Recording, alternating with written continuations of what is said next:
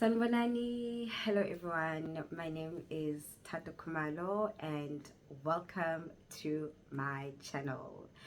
I thought I should mention that I am still on a high after celebrating 90 days of not consuming any alcohol. I did make a video about the 5 strategies that I applied that assisted me to not consume any alcohol for 90 days. So you might just want to go check out that video and like and subscribe. Okay, so today I will be speaking about the 4 benefits. Oh, there are a lot of benefits, but today I'll just be covering the 4 benefits of not drinking. So stay with me. Okay, so benefit number one. Benefit number one is saving money. I feel like this one is obvious, right? Money saved, more money in the bank. Right, so I use the I Am Sober app to track the number of days that I haven't consumed any alcohol. And I love that particular app because it has a savings tab. So the savings tab requires you to enter the amount of money that you spend on alcohol per day and the number of days that you consume alcohol in a week. So I entered, for example, that I spent £9 over 4 days, so that would be Thursday, Friday, Saturday, Sunday, and £9 is the cost of my favorite Tesco Finest Prosecco bottle, right? So that gets me about £36 on a weekly basis. Okay, now what I started doing, I didn't do it for a long time, but I definitely did it for the first 60 days of not drinking, is that every single week where I was successful in not drinking any alcohol, I would transfer the £36 from my check or current account into my savings account. Now, a person might think, okay, it's just £36 on a weekly basis, but on a monthly basis, every month, on a monthly basis, it's more than £100. Okay, so my savings account definitely thanked me for the money that I transfer. I mean, I think after I did it for about 60 days, I just started using the money for other things. I didn't do the actual transfer, but you literally can use the money for other things in your life than consuming alcohol. That £36 is severely understated. It is severely understated, right? I live in London. So if you live in the UK, I just don't think, and you earn a normal wage, I just don't think it's practical to go out on a weekly basis. I most certainly cannot afford to go out on a weekly basis. Now in South Africa, yes, I could afford to, but I can't do it in the UK. So I think I go out on 2 weekends in a month. So let's talk about a typical night out where you will be or you are drinking alcohol. Okay, first things first, you get to a restaurant. That same bottle that costs £9 at the shop costs £30 in a restaurant. Okay, now you obviously will be buying more than one bottle because you're not having the bottle by yourself. You're probably consuming it with other friends at the table. Okay, so that's your first cost, is £30. Then when you've had liquor in your system, chances of you saying, okay guys, I'm done for the night, I'm going home, are very, very slim. You are going to move to a second venue. Okay, so then you move to a second venue. There's another £30 that you would have spent on another bottle at the second venue. The second venue also comes with, now you need more food to eat, right? You also need food on your way home. You've been partying up a storm, bolo buchaiva, the whole night. Now the trains are closed. Trains are closed. The night bus, guys, If you've been on a night bus, the night bus will take you around London. Let me tell you, it will take you on a tour. So you're most likely to order an Uber. That Uber is most likely to cost you at a minimum £30, depending on how far you are from home. You're probably partying in central London. No one lives in central London, right? So it's going to cost you £30 just to get home. So you've already spent £30, the first venue, second venue, another £30, £30 on the Uber. We're not even calculating the cost of the food that you've needed to buy along the way, because appetite increases as you're drinking alcohol. So that's why I say that £36 per week is severely understated. But even if you just consider just that £36, you have saved a lot of money that you could use for other things. So yeah, in closing on this particular chapter, you will not turn into a millionaire just because you stopped drinking, but most definitely, you know, you will save quite a bit of money that you could use towards other things. So yeah, money in the bank. Not drinking is wealth. That's all I'm saying.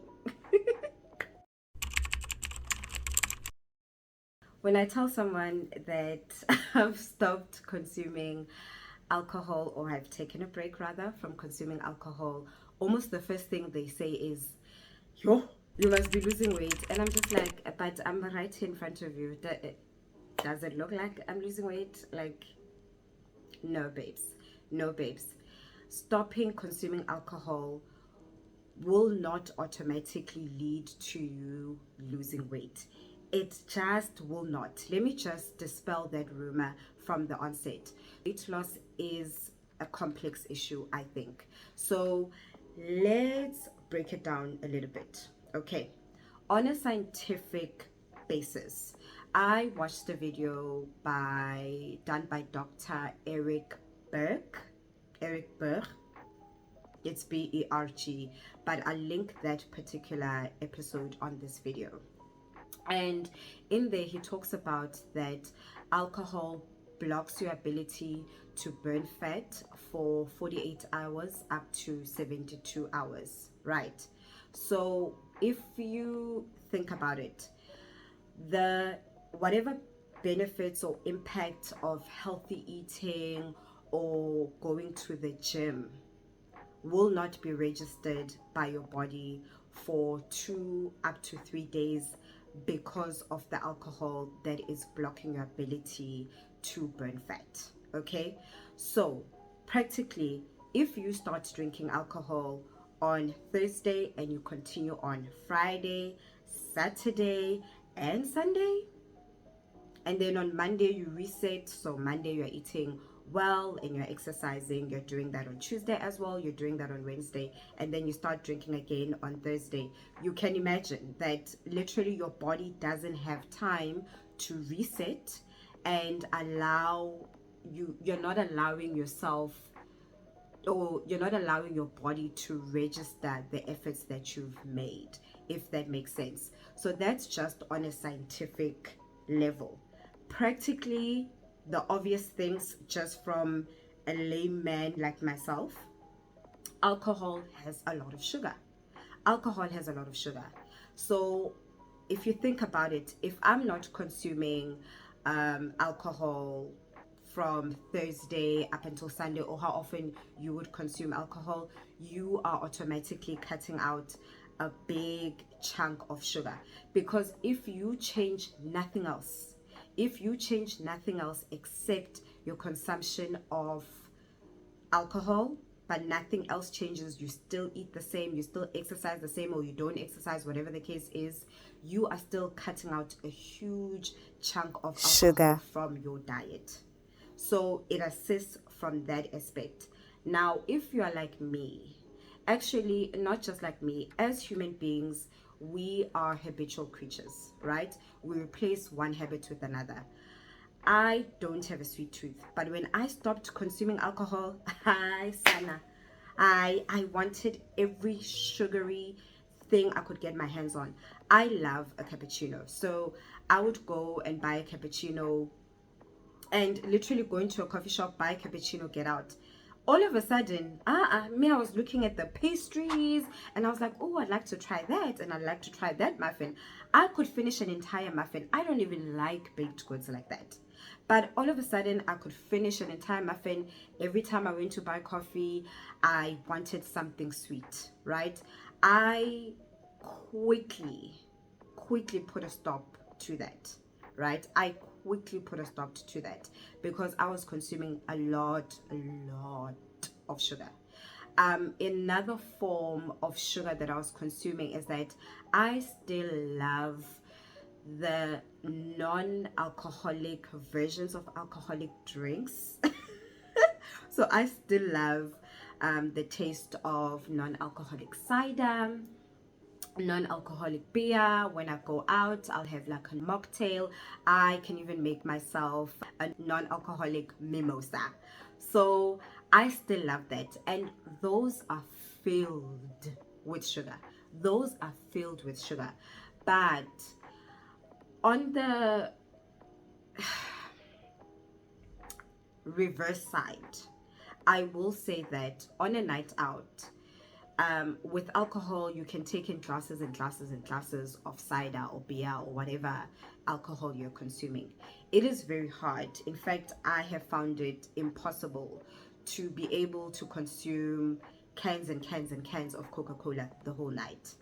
It's just the sugar, your body, it doesn't have as much tolerance to consume alcohol Sugar. on an ongoing basis. Maybe it's the alcoholic factor where it allows you to consume alcohol back to back to back, even though it has a high sugar content, but it's just not possible to consume Coca-Cola, to consume the non-alcoholic beers or cider, whatever you're having, back to back to back. Even the mocktails, you can't do it back to back to back. So although I am consuming them, I am not consuming them at a greater quantity as I would have alcohol, but it does contain a lot of sugar. So although you're cutting out sugar from the alcohol, you need to watch out for how other forms of Sugar. alcohol sneak in, right? They also sneak into your diet and what you consume. But overall, just to close on that particular angle, you do cut out a lot of sugar when you stop consuming alcohol. Okay, let's move on. The other obvious ways that alcohol or not drinking alcohol can contribute to you losing weight, if you think about it, you think about a night out, right? So if you go out again, let's talk about that second venue. When you go to a second venues, guys, why do we go to second venues? Like in all my life, I think a second venue has never added any value. It's either there's nothing else extra that happens at the second venue, or it's just drama because everyone has been consuming alcohol. Let's just stop with second venues. Let's go to the first venue and keep it moving and go home.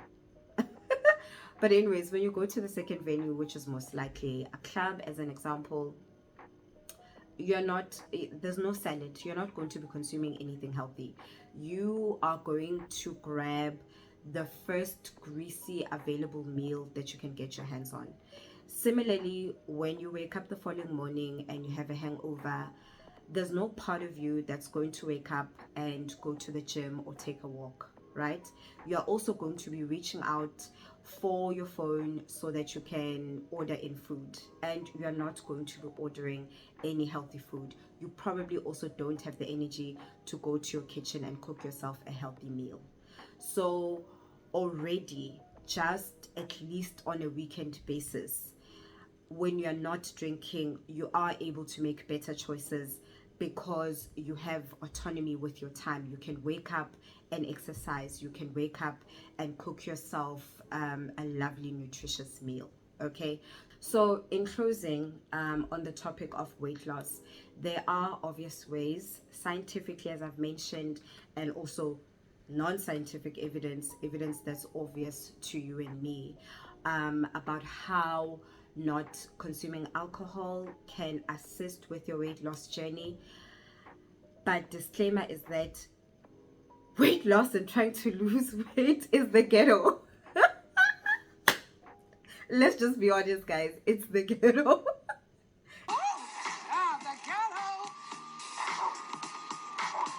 The ghetto. The ghetto. It is the ghetto, okay? You still need to put on the work. You still need to do the work. And while I'm on this topic, please check out my other videos on fasting that have assisted me in my weight loss journey. Okay, cool.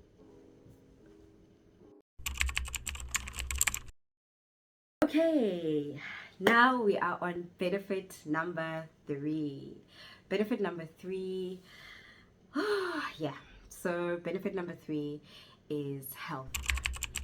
This again is another obvious benefit of not drinking alcohol. So a bit of a personal story. January 2024 was January 2024. Jan 2024 was horrendous. It was a long year. Jan 2024 was a long year. Was a long year. So when I started this YouTube channel, I spoke about the very first video I posted. I spoke about how I had a very traumatic episode of inflammation last year in 2023, right? So in Jan 2024, I decided to participate in dry Jan that extended until I got to the 90 days of not drinking. Right. So this is where health comes in.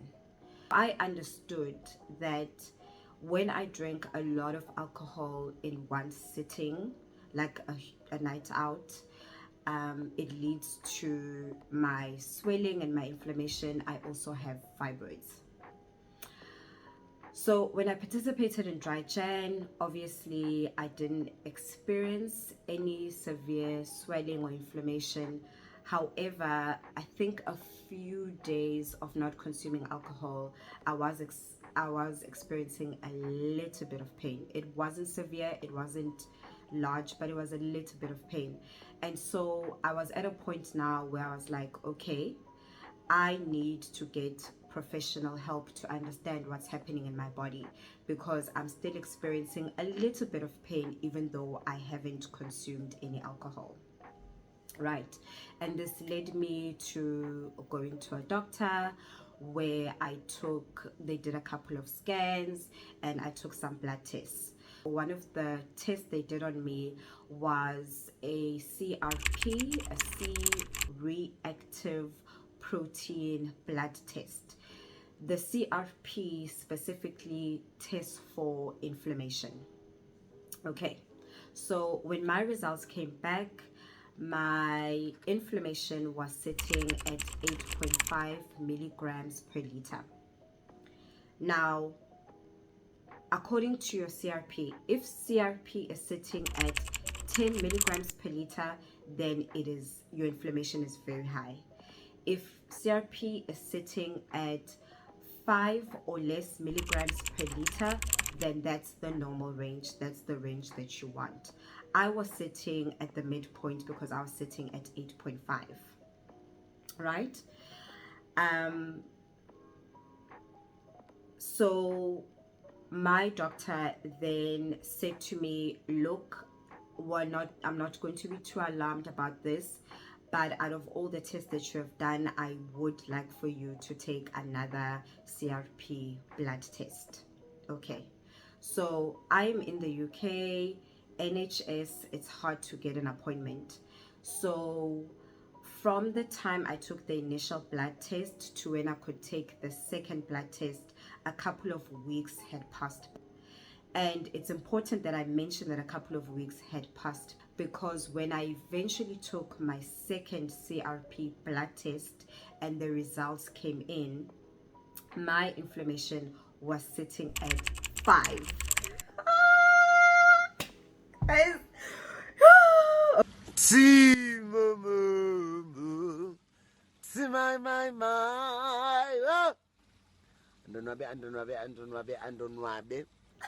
when I got those test results, I was walking in public and I couldn't scream, but I wanted to scream because in the weeks between my first blood test and the second CRP blood test, I had changed two significant things in my life. I had started fasting. I talk about my fasting journey on this channel. There's a couple of videos that you can check out. So I started fasting, and I had already was well into my non-drinking journey. Okay, I can't really trace if I had achieved 30 days of not drinking, or I had already past 30 days of non-drinking, but I was comfortably in my journey of not drinking. So just by changing what I consume, what I feed my body, I was able to reduce my inflammation. And if you watch my first video on this channel, one of the things, I had 3 objectives with my fasting journey. It was to lose weight, it was to heal my fibroids naturally, and to reduce my inflammation. And I've definitely met that target. Another thing that came up was my BMI. So my BMI was sitting at 30, if I'm not mistaken. So basically, I was considered obese. I was considered obese. Jen was a long year. I was considered obese. Okay. At this point in time, I am no longer obese. I am overweight, but I'm not obese. So I'm sitting at like 27 point something. So I'm no longer obese. Again, I think this is attributed in large parts to my fasting journey. So most certainly, quitting alcohol, I have tangible results that show me how it's changed my body. I literally reduced my inflammation and I am no longer obese. So definitely from a health perspective, the benefits of not drinking are immense. For you, it could be something else, but you will notice how your body changes just by not consuming alcohol. Last but certainly not least, I actually didn't know what to call this fourth benefit, but it is self-discovery or time saved, right? So obviously, if you're going to be consuming alcohol and you wake up with a hangover, literally it consumes so much of your following day because you still need to recover from your hangover. So I no longer had to deal with that. I had full autonomy of my time. I could wake up early Sunday morning, early Saturday morning, and make decisions about what to do with my time. Do I want to exercise? Do I want to take a walk? Do I want to cook? Do I want to work? Do I want to work on my YouTube channel? I had full autonomy of my time. So the time that you save from not drinking allows you to fully discover or immerse yourself in other passions. It allows you to spend more time with loved ones, right? So I think this one is also, again, another obvious benefit that I cannot stress enough. You just have time and you have quality of time. And let's say you're one of those people, because there are those people in the world who can function somewhat with a hangover, but what's the quality of the functioning, right?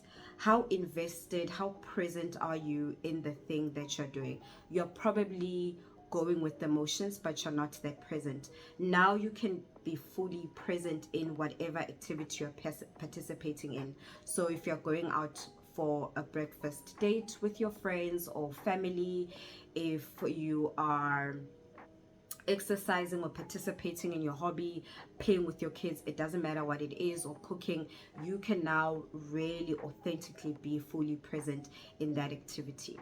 So practically, if you haven't caught any of my fasting videos, I'd suggest you check one of those out. I will link them in my description. For instance, I do a weekly weigh-in, so I weigh myself on a daily basis, but I also do a weigh-in Sunday morning, and I do a vlog closing on Sunday. I don't think I would have been able to do that if I was consuming alcohol, because what it requires is that I wake up, weigh myself in, then I have to record a video where I basically recap the entire week. After that, I have to edit and make sure that I upload that weekly vlog within a decent hour. So at least make sure that I upload before, I don't know, 8 o'clock at night or 6 o'clock at night, right? I just want to give time, people time to watch it. That wouldn't be possible if I was contending with the hangover week in, week out. So I think it really does free yourself up for more self-discovery and to start working on passion projects or things that are important to you, and to focus on the people that are important to you.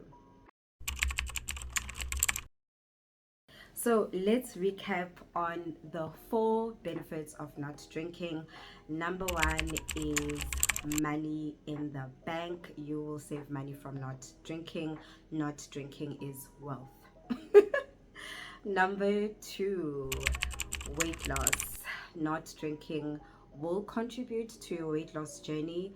However, you still need to put in the work. I cannot stress that enough. Number 3, drinking does cause health issues. I had or inflammation, and it also inflamed my fibroids, so not drinking definitely assisted me with those issues, and also reducing my obesity status. Number 4 is that you will save time, and that time provides you an opportunity to discover yourself, discover your passions, and to spend more time with yourself and with loved ones. Okay, nyawonga guys, thank you for making it up till the end. Please remember to subscribe to my channel and to like this video. Please also share it across. Don't just share it now, share it again for October, share it again for Dry Jan, share it with someone who is considering reducing alcohol, or they're re-evaluating their relationship with alcohol.